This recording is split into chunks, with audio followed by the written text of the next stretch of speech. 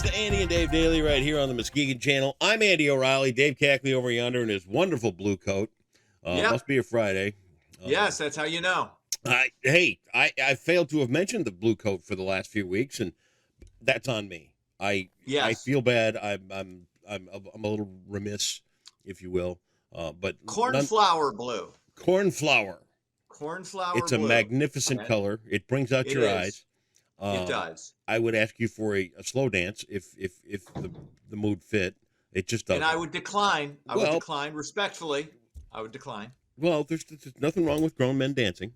Yes. Well, if there is, there isn't. If we're putting on false airs. Well, we're doing nothing of the sort. We would be putting on dance false is just airs, a dance. That's not who we are. If you read into it more than that, if you read into it more than that, that's on you.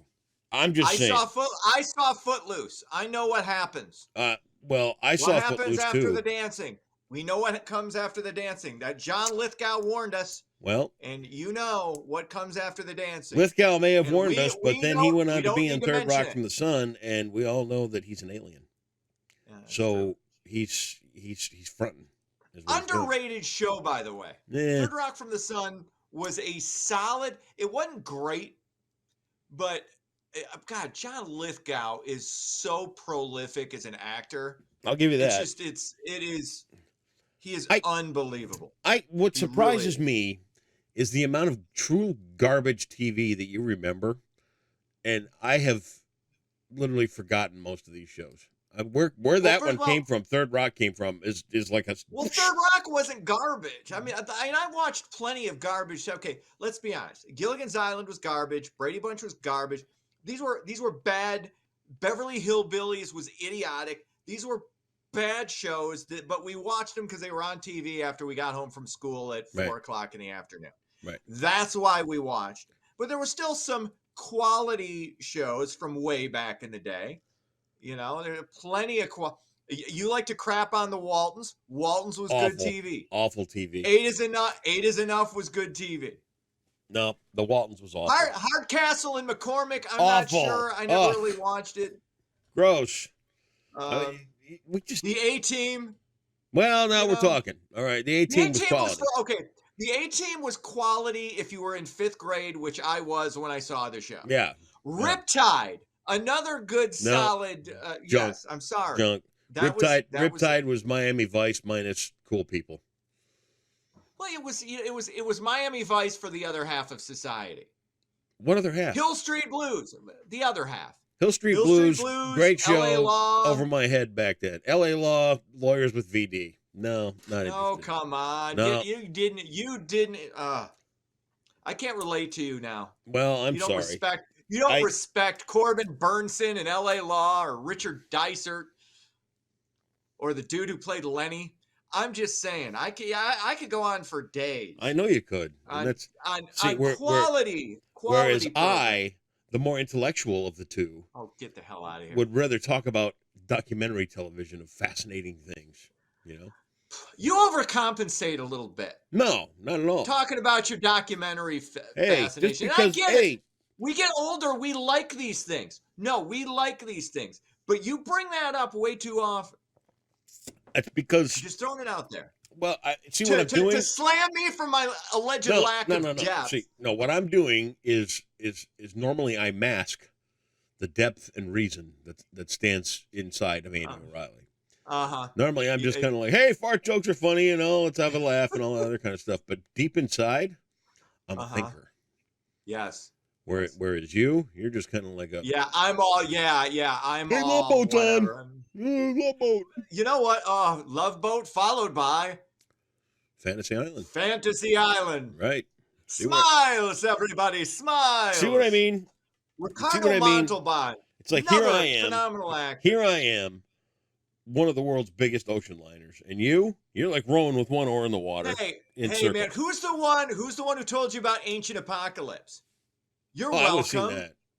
No, I informed you of it, and then you saw it after I informed you. Well, so I would have seen it anyway. I would have gotten to it. I'm just saying, and there's nothing wrong with being you.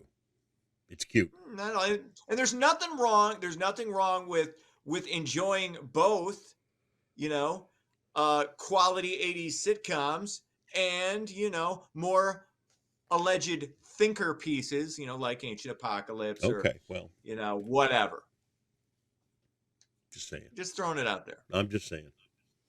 You ever watch something though and listen to a podcast and you're really into it, but it makes you, but you have to like go back and rewatch or re-listen because so much of it is just zooming past you because there's like so much information. Or like if they're talking about, I was listening to this guy Eric Weinstein, who is he got his doctorate in Harvard in mathematical physics. And he's not an actual physicist, but he's talking about it. I mean, it's really super interesting, but at the same time, I feel like a moron because I can't it's like you kind of get it. You're educated enough to where you can kind of get it, but you really have to go back and watch and rewatch and re-listen. It almost makes it just makes your brain hurt sometimes. See, and you feel dumb. I would like to say that I kind of have that problem, but the level of depth inside my head, no, I don't. Oh, Jesus. I usually outthink these guys, and what? I'm smarter than him. Well, it's true. He's totally wrong. He doesn't get it. He don't know what the hell he's talking about. Well, where did he get his degree? Kmart. So anyway, Jesus. No, I don't have that problem. Oh, no, I don't. Yeah, whatever. No, not at all. Oh, God. I know. All right, it's okay. You're going to do some news, or are we just going to fascinate them with my wild, crazy intellect? Would you like to talk about 70s sitcoms like Welcome Back, Kotter? We could get into that, or 1973's The Match Game. Granted, I could go to Match Game PM and Match Game 74, 75. We could discuss that. We could do that, yeah. Gene Rayburn. A little creepy. Absolutely. Okay, yeah. Do you get the idea? Do you get the idea that Gene Rayburn probably pulled up to that game show to go to work in a station wagon, like a Pontiac? Yes, 100%. I'm Gene Rayburn. Oh, wood paneling on the that's side. Right. 100%. That's the kind of feeling he gave me. I just all right. creeped out. Let's do this thing. China is calling for a ceasefire between Ukraine and Russia. Beijing is also calling for the opening of peace talks to end the year-long fight. China claims to have a neutral stance in the conflict, although they have refused to criticize Russia's invasion. China and Russia have increasingly allied their foreign policies to oppose the U.S.-led international assistance of Ukraine. This is because China and Russia have always been, communist countries, but they've always kind of had an uneasy relationship. Don't like seeing those two working together. Yeah. It's one of those things. It raises both eyebrows, and it's a little unnerving because we are the last real superpower, but China's right there, and maybe they've overtaken us and we don't even know. And then you got Russia that's kind of backed into a corner. I don't know. I think one of the things that we have that's a disadvantage for us is that everything we see and hear is through a filter of what we want to see and hear. That's true. There is an entire portion of the world that we don't get a thing about almost all the time, other than what it is, and that's the Pacific Rim. China, all through there, North Malaysia, and South Korea, really. I didn't listen to North Korea because we hear enough all bad North Korea. Right?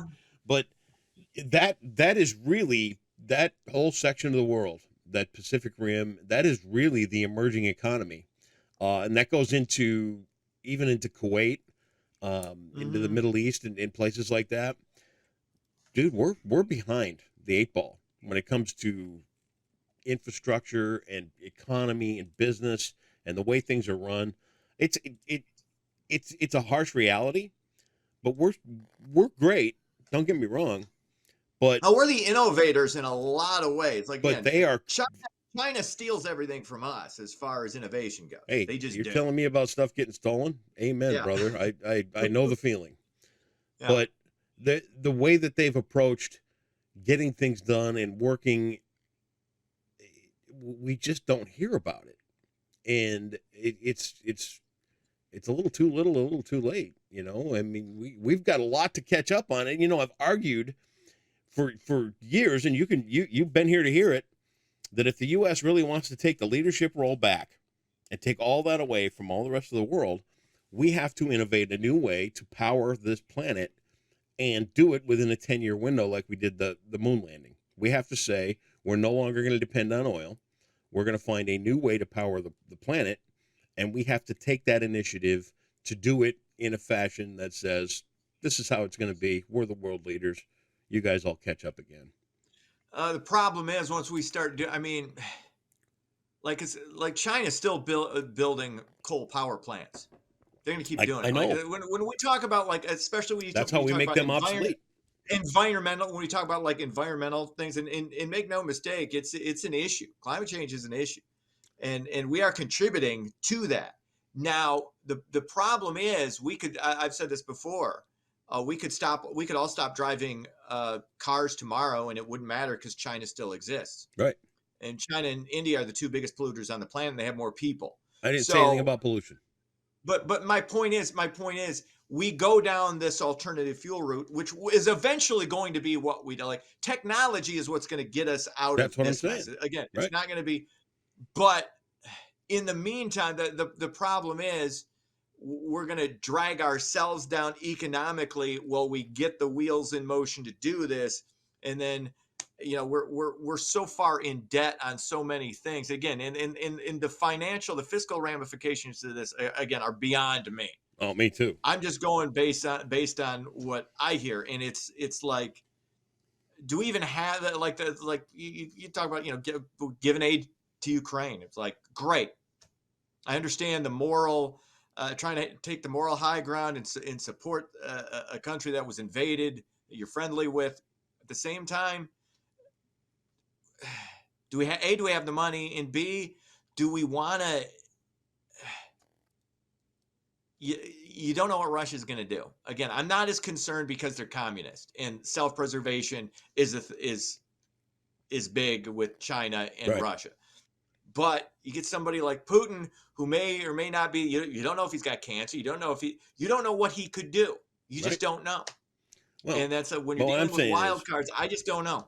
If you really want to win the global game, you bite down.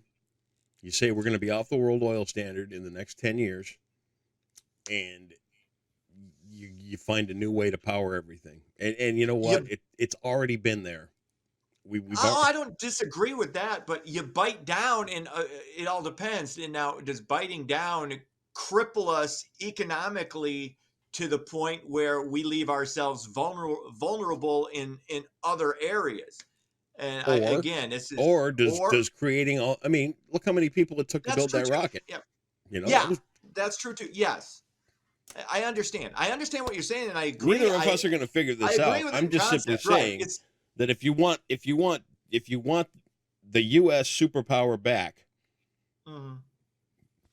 scratching our heads over it is not going to be the way to do it.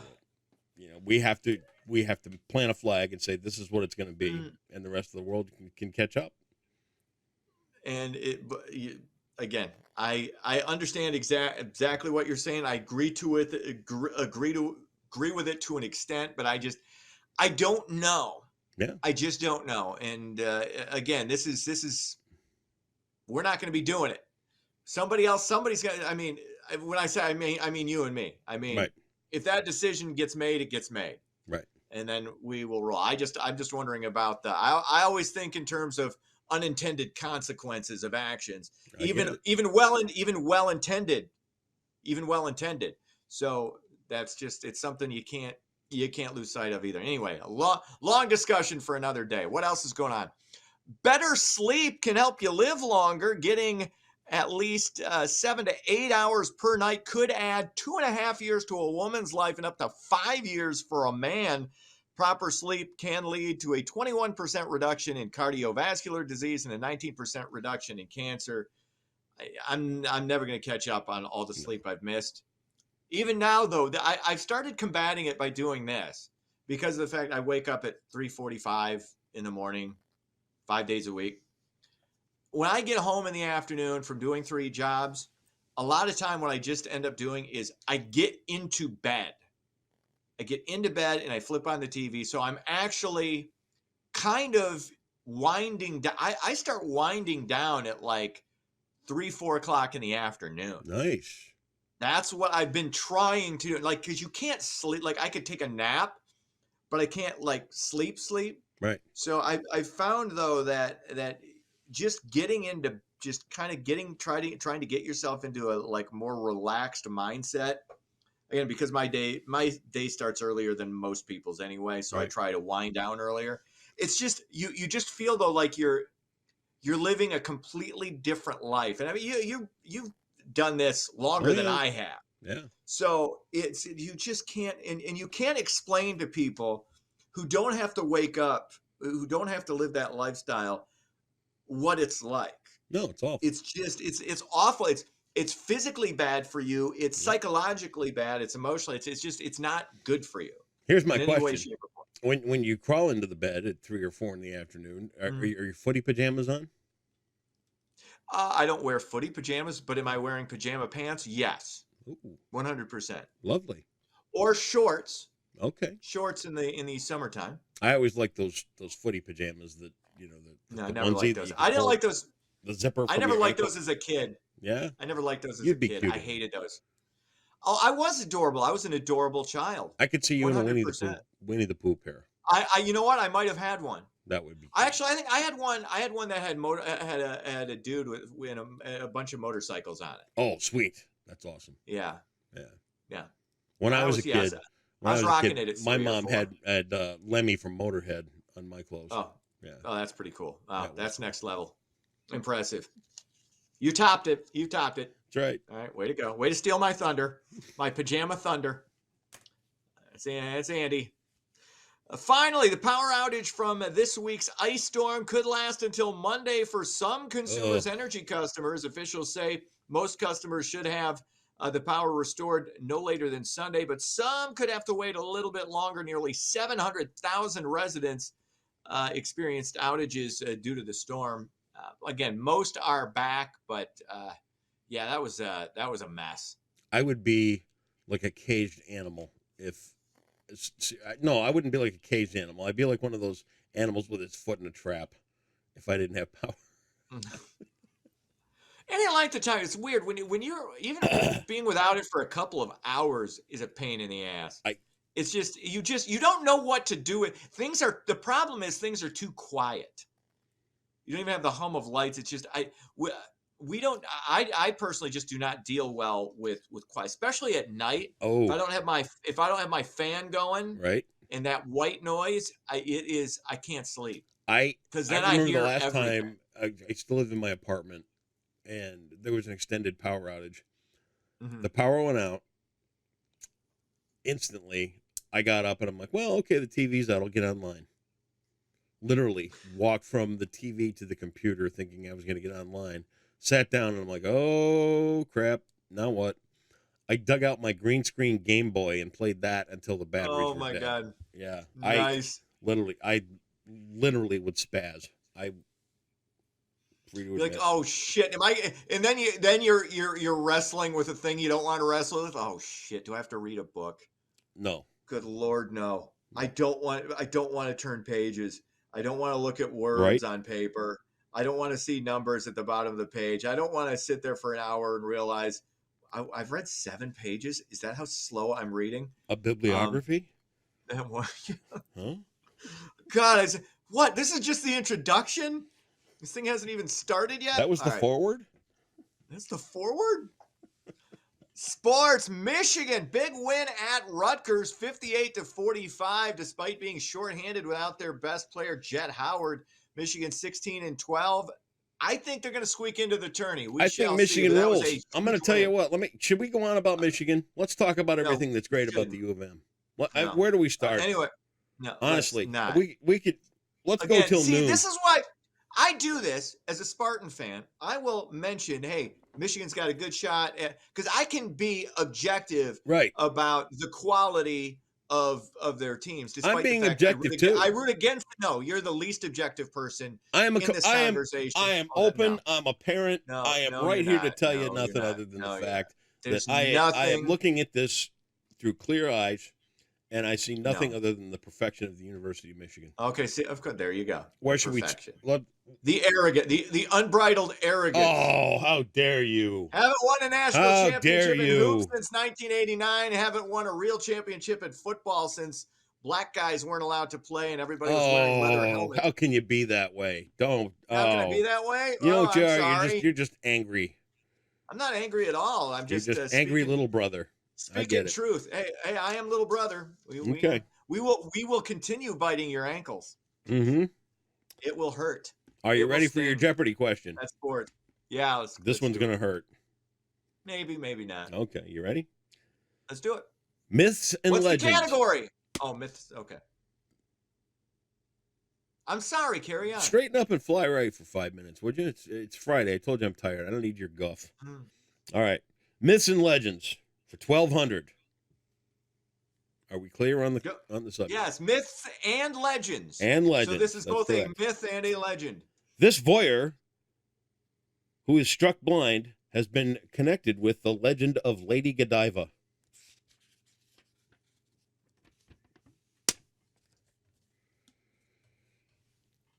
I feel like I should know this. You feel like you should. But I don't think I'm going to remember it in time. Well, here comes the music.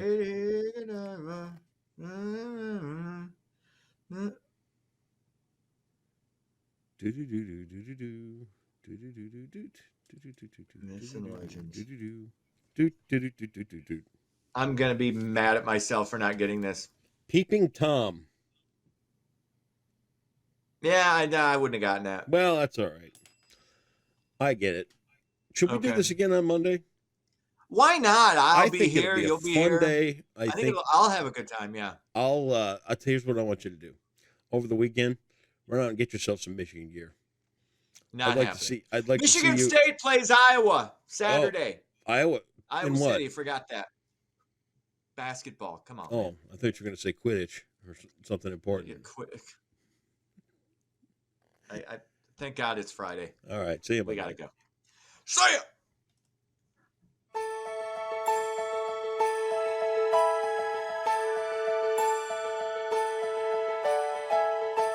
Hello, Muskegon. We're finally done with that nasty storm system, as only a few flurries are expected for the rest of the day. So let's look at your Friday and weekend forecast, brought to you by Trinity Health. So your weekend weather headlines show it will be cold today, the coldest high temperature we've had in quite some time, with some flurries, but we're not expecting any accumulation, thankfully, with that. Also going into Friday night, and then warmer temperatures are expected this weekend with some sunshine as well, especially throughout the day on Saturday.